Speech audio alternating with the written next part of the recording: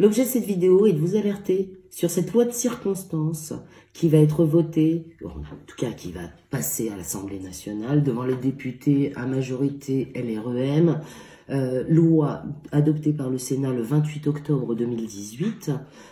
Donc demain 29 janvier, elle entre devant les députés, qui est une loi de circonstance qui, et de vous exposer le contenu de cette loi, c'est une loi qui prend appui sur 3 lois dans notre histoire.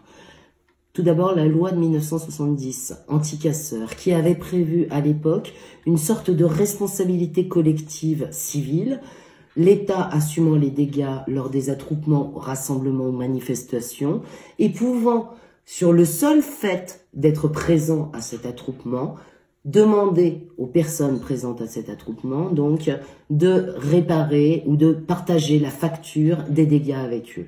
La seconde loi sur laquelle prend appui cette proposition de loi, c'est la loi anti-hooligans.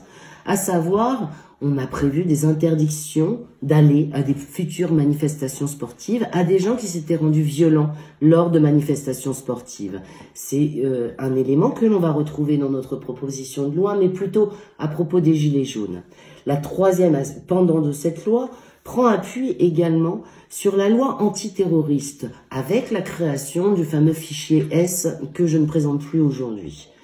La proposition de loi qui va être demain dans les mains des députés de l'Assemblée nationale prévoit des nouveaux délits. La dissimulation de son visage lors d'une manifestation devient de contravention, passe en délit. 6 mois de prison prévus et 15 000 € d'amende. Également, le fait d'être autour d'un attroupement ou aux alentours d'une manifestation, avec dans les poches une arme par destination, devient un élément central pour vous inscrire dans le futur fichier S-BIS dont je vais parler tout à l'heure et où je vais développer. Et il suffit surtout à ce que le préfet puisse vous interdire de manifester à l'avenir. Alors les armes par destination, pas compliqué. Beaucoup de choses peuvent devenir des armes par destination. Je prends un exemple très simple. Une batterie de téléphone est une arme par destination, eu égard à son poids. Une cigarette électronique de ce format-là, eu égard à son poids, pareil, arme par destination, mais simplement des clés de voiture qui peuvent effectivement être considérées comme armes par destination.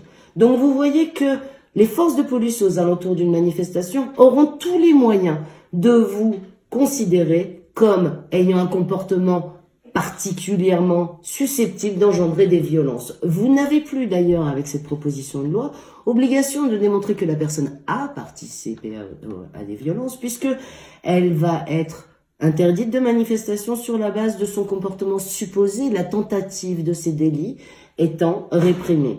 Donc, qui dit tentative dit comportement supposé par les forces de police, qui supposeront à votre comportement que vous allez commettre un délit. Et cela suffira au préfet pour vous inscrire sur la liste des interdictions de manifester. Alors, ce fichier, qui me semble un des aspects les plus également prenants de cette loi et les plus inquiétants, c'est la création d'un fichier, je dirais, S-BIS, où, selon les textes, pourront figurer les personnes dont on a connaissance d'avoir des sérieuses raisons de penser que leur comportement constitue une menace d'une particulière gravité pour l'ordre public, classique, mais également, sinon, appartiennent à un groupe ou entrent en relation de manière régulière avec des individus incitant, facilitant ou participant à la commission de ces mêmes faits. C'est l'article 2 de la proposition de loi qui a été votée par le Sénat.